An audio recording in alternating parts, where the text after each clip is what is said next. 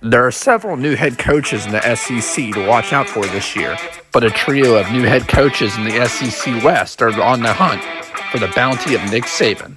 We'll sit down with Devonair D. Jackson to discuss who just might be the new sheriff in town. All this and more coming up next on Heisman Talk. Becoming a head coach has its own obstacles, but trying to build a program during these times can be very challenging.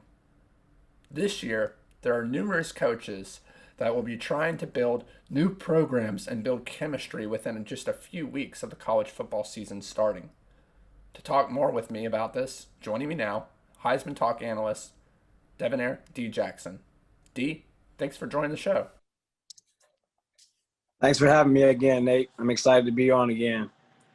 Yeah, so like I said, there's many challenges to being a head coach, trying to build a new program, but it's even harder when you've got just a few short weeks to build a new program, try to build that team chemistry, getting players acclimated to classes and everything else you can think of. This year, it's a little bit different because there are three new coaches in one division.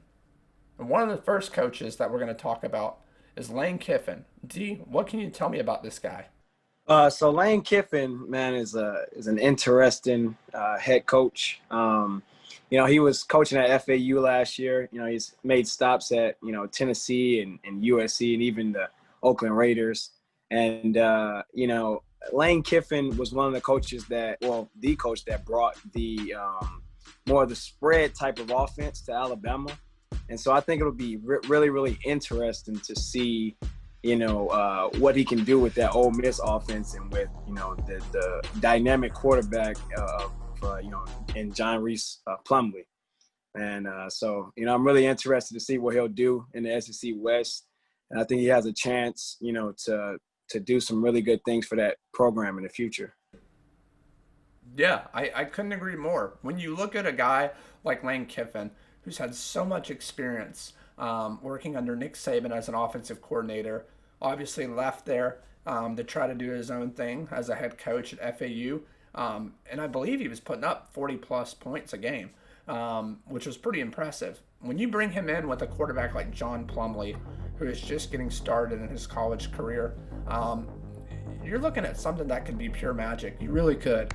I think with his style of offense, it could really shake up the SEC West. Not to mention the fact that he's had so much experience under Nick Saban. You wonder if he can be that first assistant that beats him, even over a guy like Kirby Smart.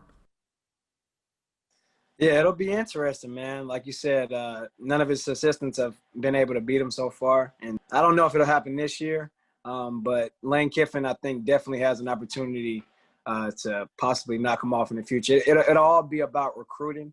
Recruiting is the biggest thing, especially in the SEC. So many of those guys are high recruiters. And it'll be really up to, how he can recruit at Ole Miss and how he brings in and develops that talent.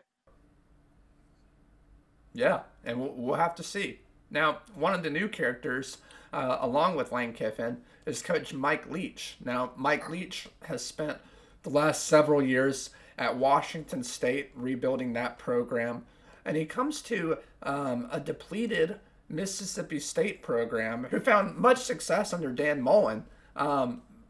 So, D, how can Mike Leach step up? How can he turn this program around again?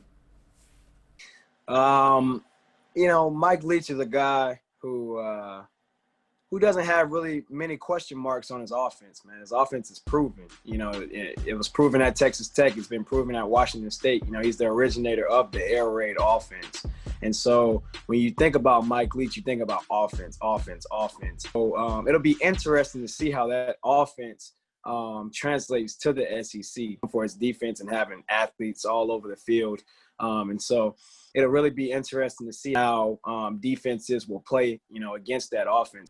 Yeah, and he brings in a transfer quarterback in KJ Costello, who we mentioned last week, who brings a lot of veteran experience when it comes to the college football game. In fact, Mike Leach played against him several times when Costello was at Stanford. So, you bring that over to Mississippi State. But you have to wonder, what is Mike Leach going to do to step up the Mississippi State defense? And see, that's the biggest question mark that I have is, what is the Mississippi State going to do defensively? Because when you're in a division with teams like Auburn and Alabama, you've got to be able to shut those offensives down. You know, to an extent, you can keep up with them offensively, but at some point, you're going to have to get that turnover. You're going to have to get that gain in special teams, that field advantage. So that's my biggest question mark for Mike Leach is, what is he going to do with his defense this year? Yeah, man, that's a good question mark. Mike Leach has been known as being a kind of a lazy recruiter, so that I think that'll also kind of play into it. Kind of seeing who the guys are that he recruits on offense, but also who he recruits on defense. They might be looking like Oklahoma. Oklahoma's not really known for their defense, and so they're mostly known for their offense. But so we'll have to see how that plays in the SEC. So Definitely.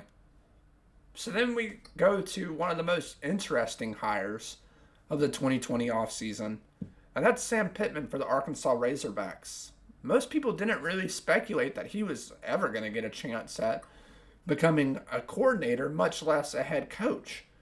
But here he is in Arkansas becoming a head coach. Now, obviously, we know he spent the last several years as one of the best offensive line coaches at the University of Georgia. But D, what can he bring from his past experience and possibly even his recruiting game to the Arkansas Razorbacks to turn that program around?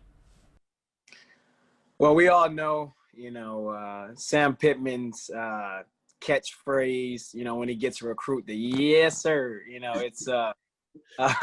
It's really it's really nice to see, when he gives that on social media. And so I think with his recruiting prowess, first of all, I think you got to talk about that and how he was able to.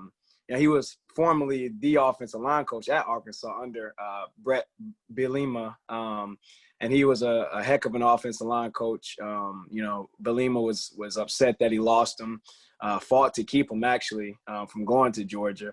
And so, I think that his recruiting prowess will be an interesting thing as a head coach to see if he can actually continue to recruit well and pull in those guys and try to get Arkansas into getting top classes, because that's what it's all about. It's all about getting that top talent, and so if he can get that top talent into Arkansas, it'll be interesting in the future. For this year, he has a guy like Felipe Franks, and so at quarterback, and so he has a running back like Rakeem Boyd, and so we'll have to see exactly how how he looks and how we don't really know much about him as a head coach, so we'll have to see how it goes for him. So Yeah, I think with all three of these coaches that we've talked about, we can all agree on that they've surrounded themselves to set themselves up for success.